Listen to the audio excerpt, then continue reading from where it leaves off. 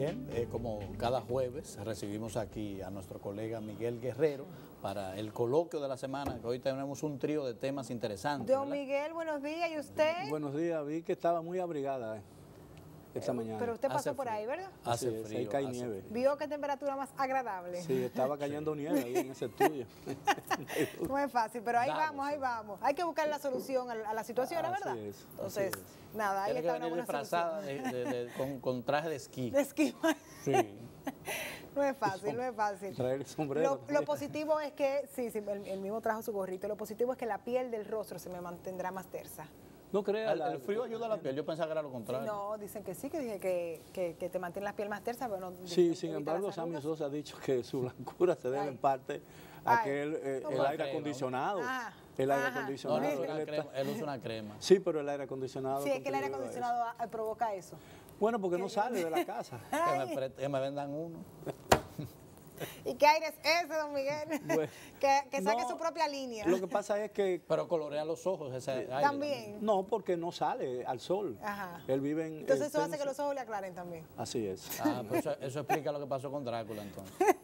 Es el mismo modelo. Pero yo creo que él se veía mejor con su color natural que. Yo también. Porque él totalmente. era un Usted y el tipo. mundo. Lo mismo que Michael Jackson. Sí, Michael lo mismo. Jackson, sí. Como usted nace, es como usted luce. Bueno, no, pero Michael Jackson tenía una cara agradable y Sammy Por eso Sosa no era- era un tipo. Sammy Sosa, dentro de su Un color, dominicano de su típico, etnia, bien, sí. es un tipo atractivo, era un Claro. bien parecido, Sammy Sosa. Ahora en la, Así foto, que no ahora en la necesitaba. foto familiar, imagínate tú. Oh, claro. Sí, porque ¿qué? ¿Viste? Ahora hay que ver si Yo la creo prole va a heredar el No, color. el problema ¿no? es que no nos aceptamos como somos. Así es, ese es el No, problema. que al final usted Tenemos una blanco, sociedad así. negro, mestizo, como Morado, sea. No hay Así problema. Y la belleza es subjetiva. Así es. calvo, O sea, peludo, como quiera somos todos bellos. Hay que sentirse bello. Hay que sentirse bello. Ya se metió él en el grupo ya. Ya, porque imagínense, pero es verdad, tiene que amarse como es. Como dice el Tiene poema, que hay amarse todo. como es. Hay todo menos yo. No. Hay que amarse como uno es, ese es el punto. Mire, don Miguel, pues usted llegó hoy lanzando. En la pausa, Bueno. ¿no? ¿Cómo pasaste el día de ayer? Bien, Antes de entrar en agenda. con mi familia. Bueno, una de mis nietas está estudiando en Boston, en Northeastern. La pequeña se va hoy a un debate de esos que hacen en la universidad de Harvard. Y yo estuve con ella, con mi esposa y con mi hija, Lara. Como debe ser. como debe Fuimos a cenar a un restaurante, mi hijo estaba en una reunión, no pudo asistir, una reunión muy importante, pero todo muy bien. Todo sigue caminando. yo creo que es darse yo- amor y todos los días. Claro, yo creo que ese es un día para la familia y la gente cree así- que solamente así que es es. un día para los enamorados, hay diferentes tipos de amor y yo creo que el amor familiar, el amor filial Lo es engloba lo más todo. importante. El engloba amor, todos el los amor, amores. el amor va en muchas direcciones. Para que Sí. usted vea, yo lo dividí entre mi pareja, mi familia y el amor de Dios. Ahí está. Sí, el amor es la única sensación capaz de hacernos olvidar la triste desventura de haber nacido, dice. El amor es la fuerza que mueve el mundo. Así es. Todos vivimos por amor y para el amor. El amor a Dios. Yo creo que más importante que el amor a Dios es el temor a Dios. Bueno, justo era el tema que tratábamos ayer en la iglesia. Es el único control que tiene el ser humano. Sí. Usted sabe que, mire, voy a aprovechar y voy a hacer eco de una frase que me encantó, una reflexión que presentaron justo en el taller que estaba en el día de ayer del pastor Miguel Núñez. Él dice, cuando su santidad no nos produce temor, le perdemos el miedo al pecado. Y cuando le perdemos el miedo al pecado, nos extraviamos y sufrimos las consecuencias del extravío. De manera que el temor que proviene de su santidad, al final, nos beneficia a nosotros. Claro. Me encantó Es el único eso. control que tiene el ser Así humano. es, así es. Bueno, yo le estaba Hay muchos diciendo... controles, vamos a hablar de un controlcito. No, yo estaba hablando que hay Ese tres fue el primer temas. tema, control en la boca. Sí, sí, claro.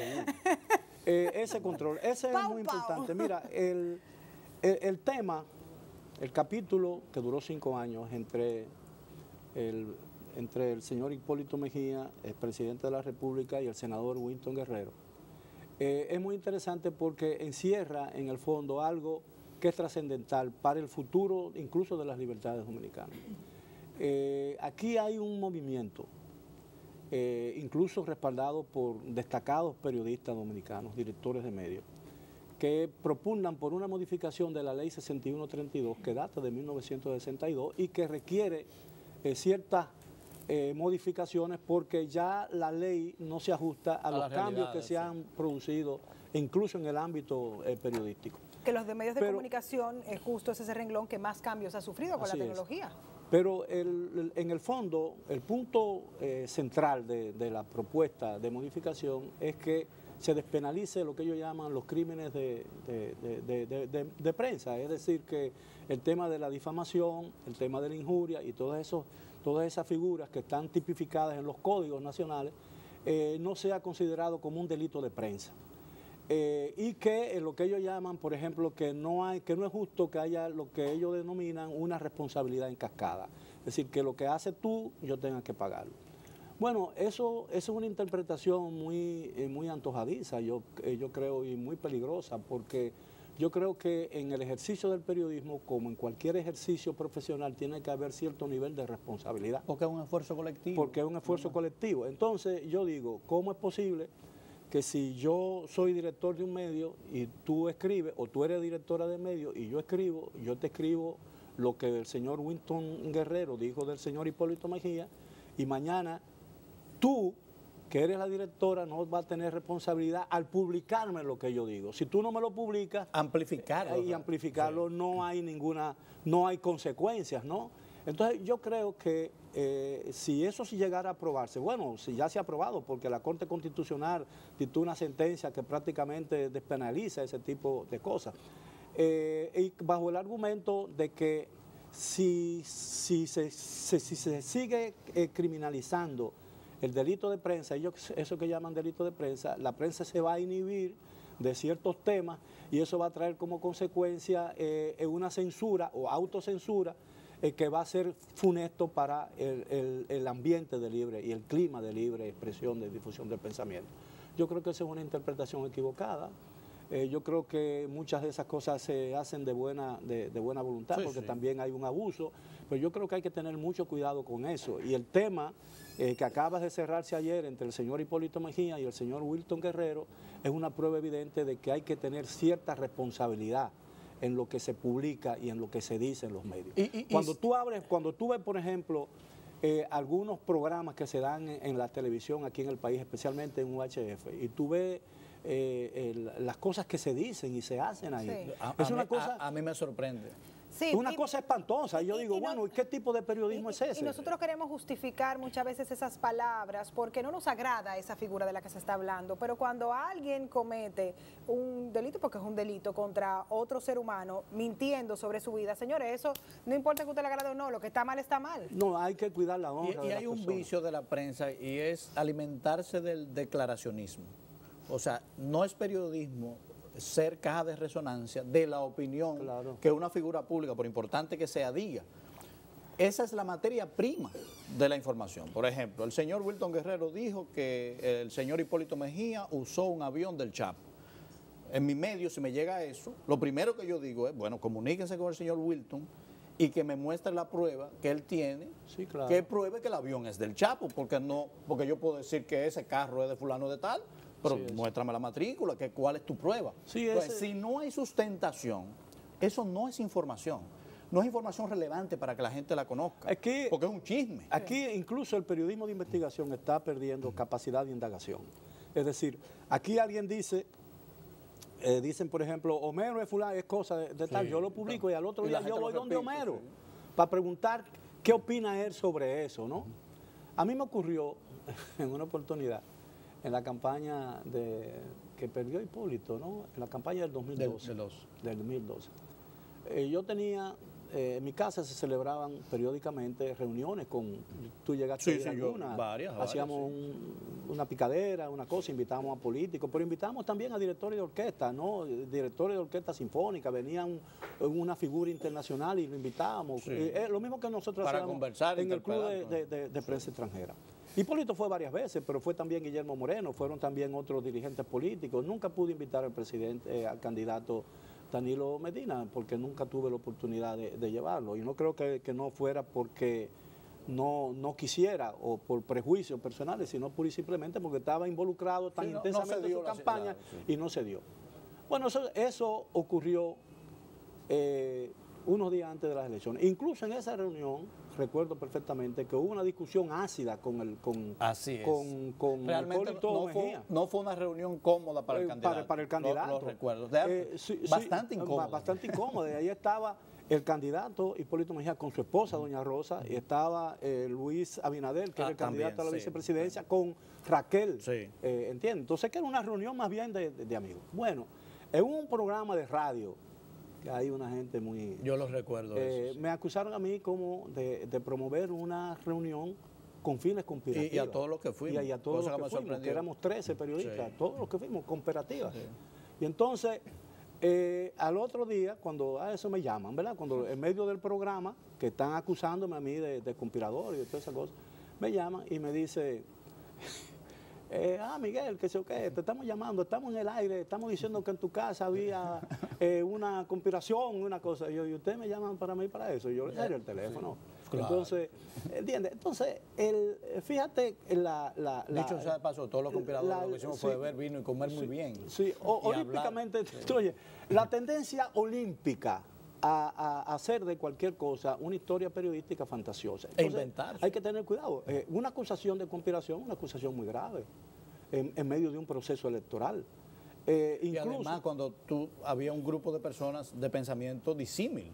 Sí. O sea, porque si tú me dices que es un grupo homogéneo, claro, pero si hacemos el listado de las personas que pensamos diferente sobre el mismo, el personaje que estaba ahí. ¿Quién puede creer, por ejemplo, que yo comparto las ideas sobre la forma de hacer política con Guillermo Moreno? Pero yo soy amigo de Guillermo Moreno y tengo un gran aprecio. Una cosa no quita la otra. No quita la otra. Y él iba a mi casa y hablábamos con él de eso. Eso no, el hecho de que tú compartas un asunto no significa que tú tienes que endosar las ideas del contrario. Entonces, yo creo que en esto, ayer, ese capítulo fue muy importante porque demuestra que una persona y un medio de comunicación no puede actuar tan alegremente, tan olímpicamente, haciendo acusaciones infundadas sin tener pruebas evidentes para eso. Y yo temo y aquí me parece que el espíritu de indagación, que es la esencia de un periodismo de investigación, se ha perdido. Sí, la realidad es que lo que ustedes mencionaban, el periodismo se está circunscribiendo a ser reproductores de las notas de prensa que nos envían y demás, sin profundizar en la verdad. Y se supone que la preocupación de un periodista debe ser esa, mostrar la verdad. Mira, yo tengo una experiencia personal. Ese día me gradué yo de periodismo. Yo soy egresado de la Universidad de Periodismo. Tenía ya muchos años ejerciendo el periodismo. Yo recuerdo que en una oportunidad, durante el gobierno de Jorge Blanco, yo escribí un artículo, creo que era sobre el asesinato de ese banquero, apellido Méndez. Héctor Méndez. Sí, Héctor Méndez. Bueno, yo no recuerdo exactamente el artículo. El periódico no salía entonces los domingos, y después volvió a salir los domingos y todo. Entonces, yo entregué ese artículo, ya comenzaba, yo tenía poco tiempo escribiendo una columna. Yo comencé a escribir una columna muy joven, pero tenía 2 o 3 años escribiendo esa columna, o 4 años. Y yo escribí un artículo sobre eso. Yo lo mandé, se lo entregué a don Germán el viernes para que saliera el sábado, y el sábado no salió el artículo. Eso para mí, joven, eso fue desastroso. Da duro, sí. Da duro eso, y yo pensé que el mundo se me iba a acabar y todo ese tiempo. Bueno, el domingo, cuando fuimos para el programa para el periódico del lunes, en la reunión ejecutiva, yo era jefe de la mesa de corrección y su jefe de redacción entonces, no toqué el tema, y Orne no tocaba el tema. Orne se iba del periódico como a las 6 de la tarde de los domingos, ¿no? Y entonces, cuando él se iba, él me llamó, me dijo, Lon, me llamaba, de la puerta, él dejaba la puerta abierta de su despacho, y yo fui con una cara muy enojada, no me había dirigido a él, y él me entrega mi artículo y dice, dáselo al director para que lo publique. Y cuando yo veo el artículo, veo que no tiene absolutamente ninguna corrección, ni un punto. Y entonces, cuando yo voy ahí, voy dirigiendo, y yo estoy pensando, coño, este hombre está loco. ¿Y qué es esto? Este viejo ya está, pienso yo, ¿no? Y entonces oigo la voz de él que dice, pero léelo otra vez. No había contado. Léelo otra vez. Cuando yo lo leí otra vez, lo rompí. Y yo vi, entonces cuando él vio que yo lo rompí, él se devolvió y se sentó a su despacho. Fíjate la distinción que me tenía. Yo escribí rápidamente mi artículo, porque para mí que no saliera 2 días sin que saliera mi artículo, era duro. Y entonces cuando yo se lo entregué, él sacó su cosa, no lo leyó y lo aprobó. Y yo le dije, don Germán, usted no lo ha leído. Y me dijo, si rompiste el otro, no tengo que leer este. Ese día, me hice periodista. Es así, porque la libertad tiene mucho de responsabilidad. No puede darse una real libertad sin responsabilidad. Y la responsabilidad se recae sobre nosotros. Tenemos que tener una contención, unos límites, para que el límite no venga de fuera. Claro, claro. Porque los primeros que conspiramos contra la libertad de expresión somos los que vivimos de la libertad de expresión cuando abusamos de ella. Claro. O sea, hacer este trabajo nunca debe ser de señalamientos personales. No, pero además la gente tiene demasiado prisa por publicar algunas cosas. Por ejemplo, sí, si usted está, a veces los grandes temas se festinan y dejan de ser importantes cuando tú te apresuras. Lo que pasa es que con el tema de las mismas redes sociales y que cualquier persona puede hacer pública una noticia, hemos perdido esa capacidad de sentarnos y preguntarnos si lo que estamos viendo es cierto. Entonces, como todo es tan rápido, como que ya alguien lo puso, pues déjame entonces qué bueno que tú lo eco. tocas, porque se ha hablado de que las redes sociales han decretado la sepultura de los medios tradicionales. Y no. Precisamente la gran debilidad de las redes sociales es que carecen del rigor científico de la prensa tradicional. Claro. Usted no puede vivir solo de la información de las redes sociales, porque es una información no contrastada. No, pero es que la historia se repite. Cuando salió, por ejemplo, la televisión, todo el mundo pensó que la radio terminaba. Sí. Cuando salió la máquina, cuando llegó, por ejemplo, el internet, todo el mundo pensó... La radio y la televisión se fueron, y al contrario, la televisión y la radio se han fortalecido. Claro, lo que puede pasar es que, como tú bien dices, o sea, obviamente no desaparecer, pero pasar más a plataformas digitales, quizás tener más fuerza en esa área y demás, pero el hecho de que haya un equipo de personas buscando contrarrestar una noticia con otra y profundizar, eso es algo que no podemos hacer el valor de la fotografía es que perpetúa un momento de la vida de cualquier persona o de la historia, ¿no? Es decir, y entonces la gente dice, bueno, ya la fotografía, bueno, pero la fotografía hoy tiene más valor que nunca, porque tú tienes, por ejemplo, bueno, tú tienes un CD o un USB, pero ¿quién anda con un USB? ¿Tú no puedes exhibir un USB? No. Pero la fotografía es lo que realmente perpetúa todo. Y la fotografía hoy en día, la fotografía física, tiene más valor que nunca. Así es. Tiene más valor. Puede cambiar la herramienta con la que manejamos la fotografía, pero sigue siendo el mismo. Pues vámonos con el tema de los colegios. Sí. Mira, ayer mucha gente se quejaba en las redes sobre el costo que está representando para muchos padres de familia, especialmente de clase media, las reinscripciones escolares de los colegios privados. Yo me permití tratar de aportar algo ahí. Yo soy totalmente contrario a la intervención del gobierno en los negocios privados. Y la educación es otro negocio privado. Sí, sí. Pero una cosa es la tarifa de los colegios, que el gobierno no puede meter eso en el ministerio, y otra cosa quizás sea las inscripciones. Porque yo creo que en las inscripciones hay un gran abuso. Porque si tú tienes tu hijo en la escuela todos los años, tú tienes que pagar una reinscripción cuando ya tú pagaste esa reinscripción. Si el derecho de estar en ese colegio y recibir... Pero ya tú pagaste la inscripción, entonces era la reinscripción. Déjame ensayar una hipótesis, Miguel, de respuesta, porque yo me encuentro en los que aceptan el tema de la reinscripción por parte de los colegios, aunque soy un padre que sufre ese evento, pero entiendo la lógica del negocio. Es que la inscripción no es en el colegio y la reinscripción no es en el colegio. Tú pasas un curso, termina. Un curso es un mundo cerrado en sí mismo y tiene un precio, un valor. Tú te reinscribes al próximo curso. Entonces no me pueden decir, no, pero yo estoy inscrito en este colegio. No, pero usted pagó el curso anterior. Usted tiene que reinscribirse en este curso, que aunque sea en el mismo colegio es diferente. Ese es un argumento. El otro argumento es que, ok, eliminan la reinscripción. ¿Tú sabes lo que va a pasar como empresa del colegio? Va a subir la tarifa mensual.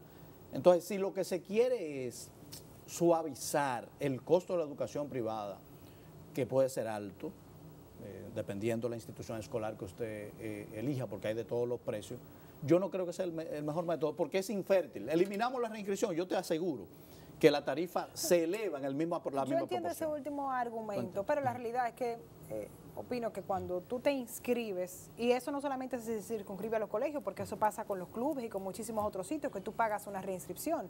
Supone que cuando ya tú pagas una vez por estar en ese espacio, pagar cada vez por derecho a continuar en ese espacio es como una contradicción. Es que hay que estar, no en el espacio, en el curso. No, el problema Pero es que... Octavo grado, yo pagué octavo grado y voy a primero de bachillerato, yo pago primero de bachillerato. Pero hay que verlo también de otro punto. Es lo que yo entiendo. Es una discusión saludable. Correcto. Es una discusión saludable para llegar a un punto intermedio que no sea perjudiciar a los colegios que están haciendo una inmensa labor, muchos de ellos, no todos, debido a que el sistema escolar público se descalabró hace mucho tiempo y está en proceso de reforma, pero esa reforma dura su tiempo. Que esa sí es la discusión. Sí, claro. Pero ese es un proceso que está en marcha. Y el gobierno que venga está obligado a seguir ese proceso. Claro. No lo puede detener por razones partidarias ni nada de eso, porque la educación, la reforma de la educación, es una reforma prolongada, que nunca termina. No termina nunca. Ahora, lo que yo veo con el asunto de la reinscripción es que la educación es un ciclo. Está el ciclo de la primaria, que son 8 cursos, el curso de la secundaria, y está el de lo de la universidad. Quizás hacerlo por grupos. Mira, esa es una salida de compromiso que yo podría entender. Y no sería perjudicial. Para ciclos. La primaria, la ciclo básico, ciclo medio, exacto.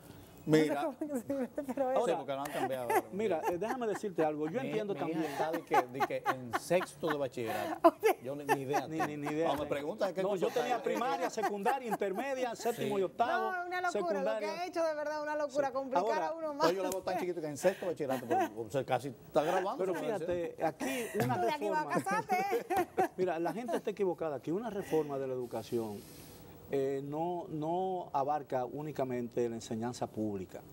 En los Estados Unidos, Francia, España, Alemania y todo eso, los gobiernos clasifican y ranquean incluso la enseñanza privada. Sí. Entonces, por ejemplo, las universidades de los Estados Unidos, tú quieres inscribir a tu hijo, te quieres inscribir, tú compras un texto, un libro que de ese tamaño, un vademecum de la educación, ¿entiendes? Que te dice, en la universidad fulano de tal, por ejemplo, competitive, high competitive, es decir, competitiva, muy alta competitiva, y eso le da un nivel. Y fortalece debilidades. Le da un nivel. Y esa misma clasificación es lo que determina la tarifa de las universidades. Pero sabe que aquí se hizo en la época de doña Milagros Ortiz Bosch, se hizo un trabajo muy sólido con respecto a la valoración de los colegios y se engavetó.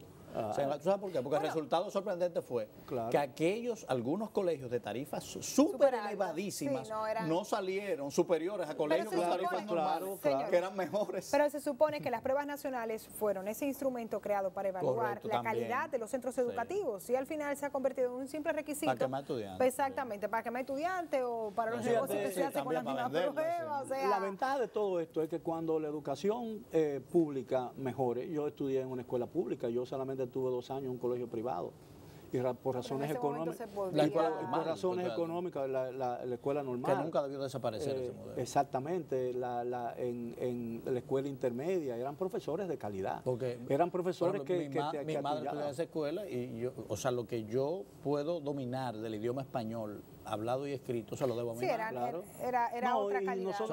Nosotros teníamos una profesora que era diminuta, una señora bajita, chiquita, delgadita, frágil.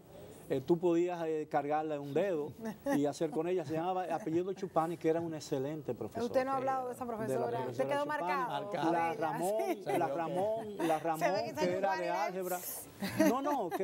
Bueno, tú sabes que fue profesora de biología de nosotros en el segundo B, yo recuerdo del bachillerato, Ligia Amada. Era una tremenda profesora, jovencita.